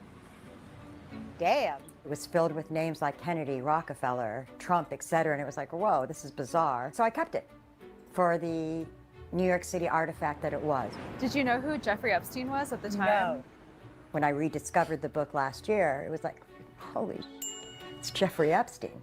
A Manhattan billionaire arrested yesterday on federal sex trafficking charges. Accusations from indecent exposure to inappropriate touching to rape. I went to tips at New York Times. I sent something to Rachel Maddow. I just figured nobody was interested. Come the end of November, I really needed brakes for my car and I didn't have enough money. And I thought, what the hell? You know, you, Jeffrey Epstein. Dude, she offered it. She offered it to people and they didn't take it. Like, that says something about legacy media, right? Like, I mean, we've all talked about for so long the shit that they're willing to cover up for these people. The fact that the owners of legacy media are connected to these people. We saw during the Stormy Daniels cover-up trial that Donald Trump was convicted of 34 felonies, by the way. His National Enquirer buddy that bought and killed those stories. Like, that's crazy. That's crazy. She offered it to those people and none of them took it. Yeah, you paid for my brakes. So I put it on eBay. It was right there for everybody to see. Most people would think it's a fake or a forgery. I took the risk. When I received the book in the mail, my heart was nearly jumping out of my chest. Hold on, let's go back. I felt like Indiana Jones. When I received the book... Hold on. Where's Mommy Epstein at? Where was it? In the mail, my heart was nearly jumping out of my... When I received the... There it is. Mommy Epstein. Oh, there's Ghislaine. Ghislaine's up in it. That's good. Good to see. Ghislaine's in there. Book in the mail, my heart was nearly jumping out of my chest. You know, I felt like Indiana Jones. It's a dark That's book. like the It's a opposite book of the that Holy I think Grail. has a lot of suffering behind it, a lot of pain, a lot of evil, some would say. I felt that it was important for people to see who Epstein knew and what sort of network of power was behind him. This dude right is now serious. I'm packaging the book for forensic analysis and handing it off to a team of journalists. If it comes back and it's not authentic, it's a pretty awesome forgery, I have to say. Oh, we're gonna find out. One of the moments in the public waking up to the magnitude of his crimes was the publication in 2015 of an address book belonging to Jeffrey Epstein. And what was stunning about it was it contained the names of Donald Trump and Mick Jagger. Oh shit, Mick Jagger. Prince Andrew, Bill Clinton. And it sort of woke people up to the fact that this was a guy who had access to the halls of power. Those are the people Our that we already reporting also knew. found about 220 new names that didn't appear in this other address book. If someone were to concoct a fake book to trick journalists, they would start by taking those names from the other public little black book and putting them in this one. So we start by sort of correlating the names, and then we just started calling people in the book whose names have not been previously associated with Jeffrey Epstein. Hi, I'm trying to reach Elena Kayem. This is she. Hi, I'm calling for Suzanne Urcha. Would you be able to Damn, they're connect putting me their with her? names all up in this. I'm trying to reach Joan Severance. We don't currently represent Joan. The number you dialed is not in service. I'm trying to reach Michael Cutlip. This is he. Elena Barmakova. I'm working on a story about an address book that we believe belonged to Jeffrey Epstein. Do you mind if I'm recording? No way they put all these people's names in this video and it's not accurate. No way. 100%. That's a real book. This call? I do mind. Okay, give me 1 second. Yeah, I haven't seen or spoken to Jeffrey since the late 90s. For them to say, yes, I knew him in the 90s, gives credence to... Bro, everybody's like, yeah, you know, before all that shit came out, like, I totally cut ties with him. I barely knew the dude. The idea that the book is real. It's not the case that everybody who was in his address book was an enabler of Jeffrey Epstein. It's more adding to the body of knowledge to keep chipping away at the mystery. She was not interested in speaking. These are some of the... And those are the motherfuckers I would be concerned about. The people that didn't want to speak, like the people that are like, oh yeah, I'll tell you, like fucking, yeah, he knew me back in the 90s and like, yeah, it's probably in his book. Like, those people I'm probably not as concerned about. The people that are like, I don't want shit to do with this, those are the people I'm concerned about. Prominent names we reached out to, none of them had ever been publicly associated with Epstein before. Suzanne Urcha, Melania Trump's best friend. She later married Woody Johnson, who now owns the New York Jets. Carl Icahn, special advisor to Donald Trump during his presidency. Christina Grieven, the wife of Christopher Cuomo. Jill Harth, accused. The wife of Christopher Cuomo. I wonder why they want Andrew Cuomo back in office so much. I wonder why they want it so bad. Donald Trump of sexual assault. Stephen Ratner led Barack Obama's efforts to resuscitate Detroit. Marty Peretz, longtime mentor to former Vice President Al Gore. And when people say, well, Biden had it, why didn't he release the files? I continue to say this. I'm not going to be one of these people that sits here and says, oh, it's just the people I hate in that book. It's just the people on the other side of the aisle that I'm against the way that they want to do things. It's just those people. No, I don't believe that that it's just the people that I want to be in there. I believe that the people that were associated, like they said, once again, not proof of any trafficking, but they should be investigated. There should be follow-up to this. Gelb was a legendary New York Times columnist. Sandy Warner was the chairman and CEO of JP Morgan until 2000. Billionaire John Katzimatidis, who told us that he offered Epstein a ride and Epstein sent him a 3-foot bottle of champagne and thanks. And this just goes to show that in the 1990s, he was sort of cultivating a much larger orbit that we can see evidence later on. How you doing? We also engaged the services of a forensic examiner who's familiar with authenticating documents. I was cautious because I didn't want to cross over into an area that the FBI was investigating. So how what do you need to do with this? Dennis Ryan, and I'm a forensic document examiner. I'm confident that the book is probably circa 1995 to 2000. One of the factors was the Gestetner imprint that's on the Velobind. Their organization was certainly out of production by 1998 to 2000. It would be very difficult to make up a book with that imprint. Oh, see, this is why I like these videos. This is why, if you guys don't watch CoffeeZilla, you should watch CoffeeZilla's videos on Epstein, on Trump and Epstein. I love watching videos where you have experts. And one of the things about MAGA, right, is MAGA has created this this criticism of experts that within their own cult now, they don't trust anybody that's an expert. The only people that they trust are outliers. And that is why Donald Trump is why they have so much adoration for him, right? Is they believe that he's an outlier. Even though he isn't, he's created this facade of being different than all of these politicians, being different than all the other elites. He's created a facade, and they've fallen for it because they're aggressively gullible human beings. But I myself love experts. If I want to hear about physics, I want to hear about it from Brian Cox. If I want to watch a video on space, on black holes, I'm going to watch an Astrum video. I want to watch people that 100% can prove that they know what they're talking about. I love this shit. The most important thing is the change in the area code. So here's Donald Trump's entry in the 1990s address book. You can see that his Palm Beach phone numbers feature a 407 area code. Now, if we look at Trump's entry in the address book from the early 2000s, you can see that he has the same phone numbers listed for Palm Beach, but with a different area code, 561, and that area code was introduced in 1996. Jeffrey Epstein is still such a mystery. Over a year after he's died. Accused sex trafficker Jeffrey Epstein is dead. Jeffrey Epstein's attorneys questioning whether his death was a suicide.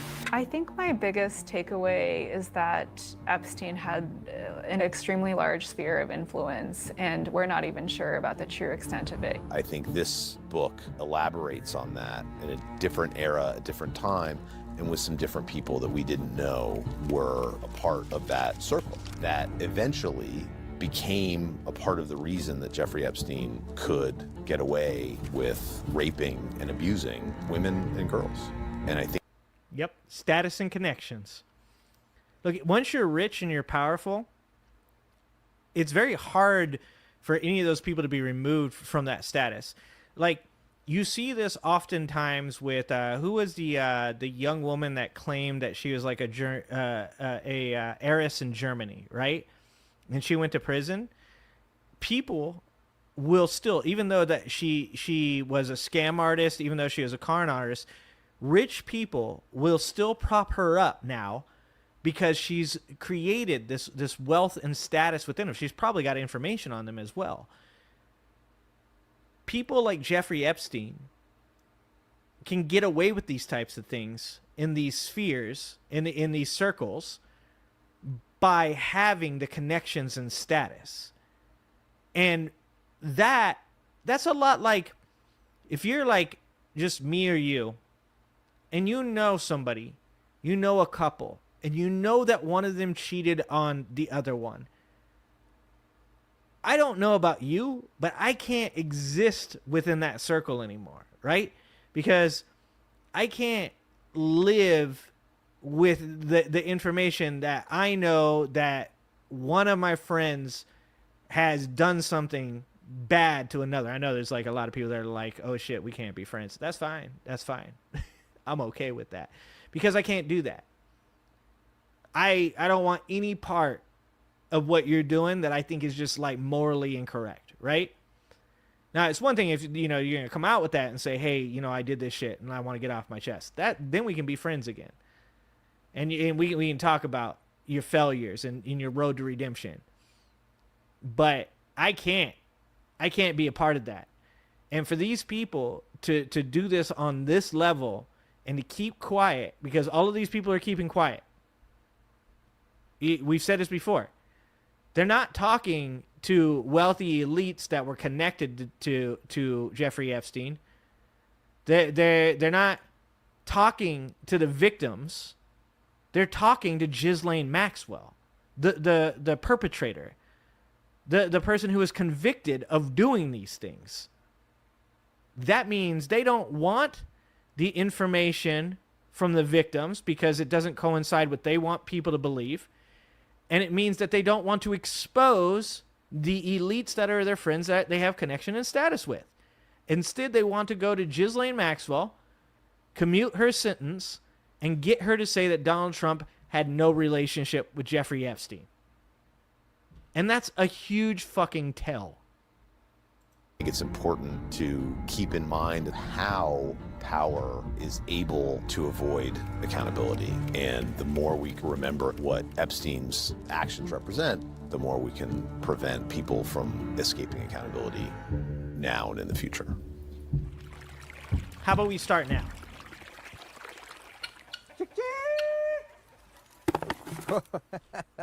What a weird turn of events. How serendipitous the whole thing has played out.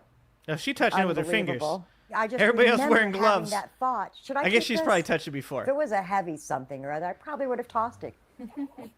I think it's an interesting story, you know. One book with the FBI, one book on the farm. It's fascinating. That's crazy. Insider reached out to each person mentioned by name in this video. I'm not going to read all their names. They did not respond to multiple email messages and calls. This guy hung up when a reporter asked about Jeffrey Epstein. 14 people spoke on record and confirmed they met Epstein in the 90s. Insiders reporting did not show any connection between the people listed in Epstein's book and his crimes.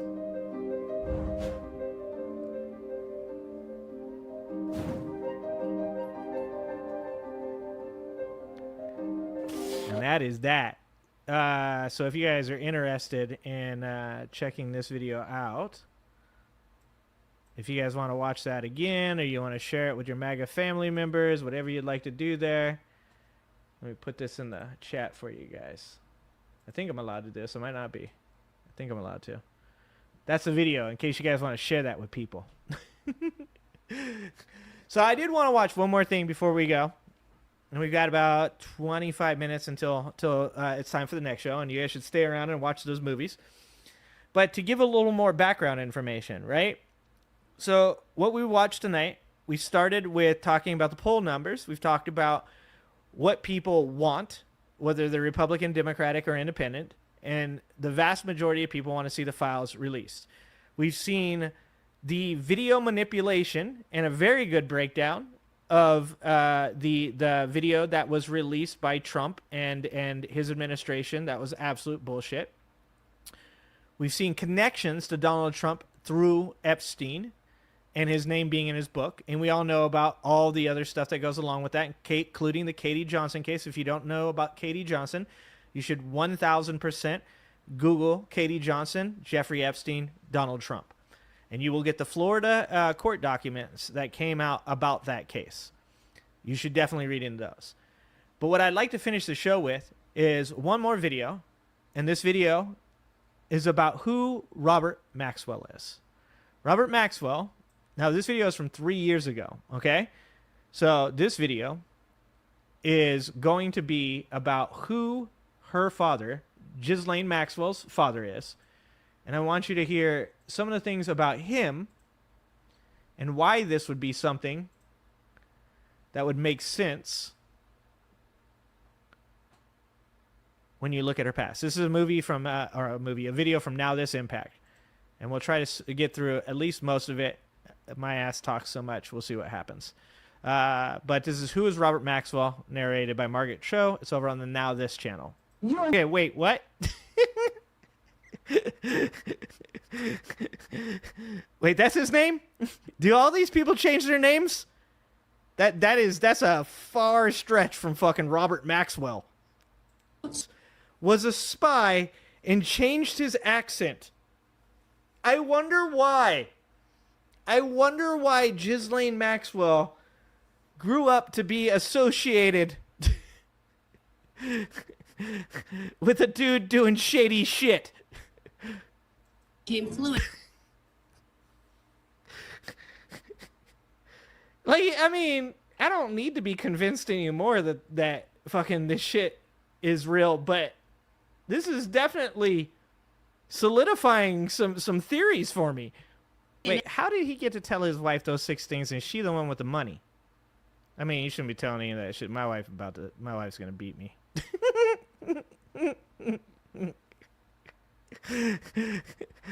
But it seems a little crazy that he gets to even fucking make up 6 rules when the lady he married is the one who actually had all the fucking money. Trump was alive? I guess we're gonna get to, yeah, right? Was Trump 79, right? 45? Was he born in 45? 79, 25, 46, right? 46, 1946, you know, sparse conditions at 53 room Oxford mansion. Dude, this is like the story of a fucking supervillain. 1961, and they want to pardon her.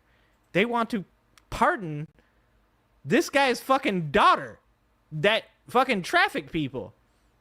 Trained to be a trafficker. Like, this is fucking crazy. was courting his approval. You could never small talk with the old man. Dude, now, okay, so this makes a lot of sense now. Because I've been reading all this stuff about her family wanting her to get the pardon, right? And I'm like, even if that's your fucking sister, dude, like, how could you possibly be willing to come out in support of even your sister after some shit like she did? This is explaining so much to me. This is explaining...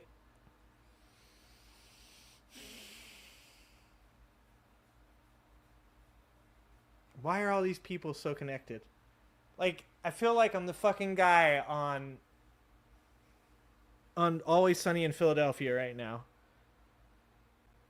Like, literally conspiracy theorists, this is like their thing. This is what they fucking love. All of these MAGA cult members fucking just inundated me with every single conspiracy theory that exists. There was like no stone left uncovered. Like, it was like fucking fake moon landings. It was fucking robots in the vaccines. It was like fucking, you know, Contra Costa, MK Ultra. It was like every single one. Ones that turned out to be true, ones that turned out to not. But they, like, how is it that MAGA is not, like, all over this shit? This is their wheelhouse. This isn't even my wheelhouse. This is their wheelhouse.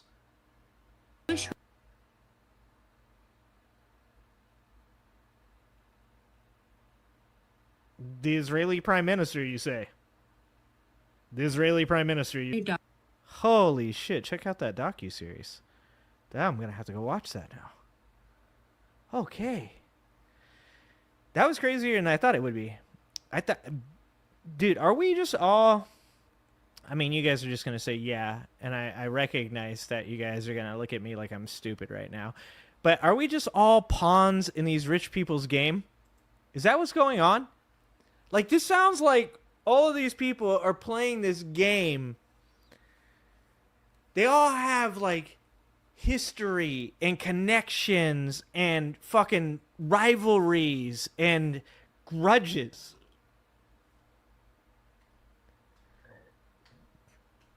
I think we're cooked. Yeah, exactly. There you go, Christopher.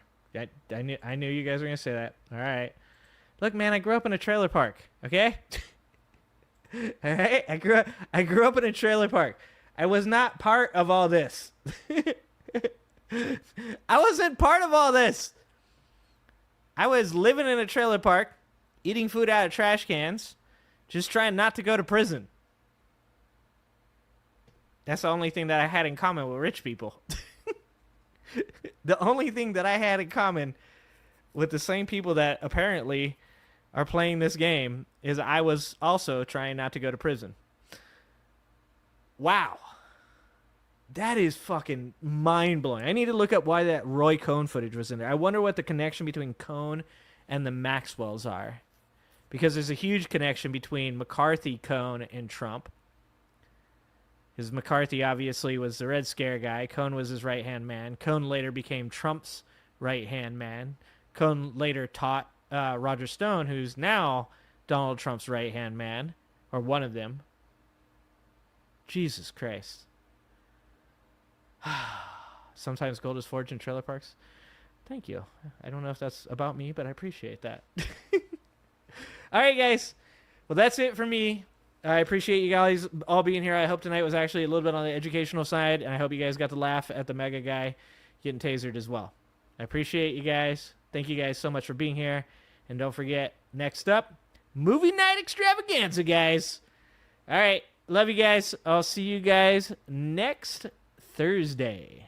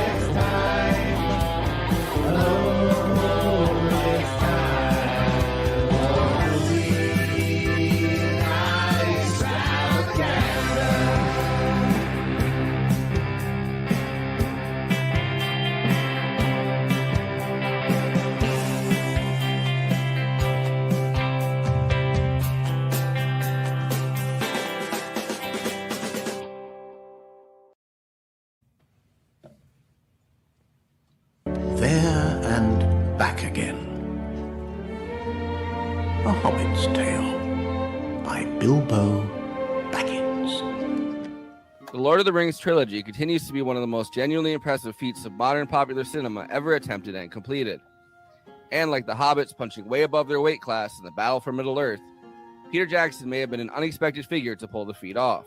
We have talked about multiple early movies that Peter Jackson wrote and directed. From his splatter phase, we talked about his 1992 zombie comedy Braindead, which enraged some New Zealanders by using public money to make such an excessively gross zombie film. To assess the gravity of the loss, we went to see the Commission's latest project, a film the Commission is funding to the tune of pretty much $2.5 million. In a way, this film is the sort of thing the government has decided to discard. Good. Great, thank you. Fantastic. Brain Dead is the title. It's what's known as a splatter movie, a movie about zombies. All of Peter Jackson's early work was done on a fairly small budget, with help mostly from the New Zealand Film Commission.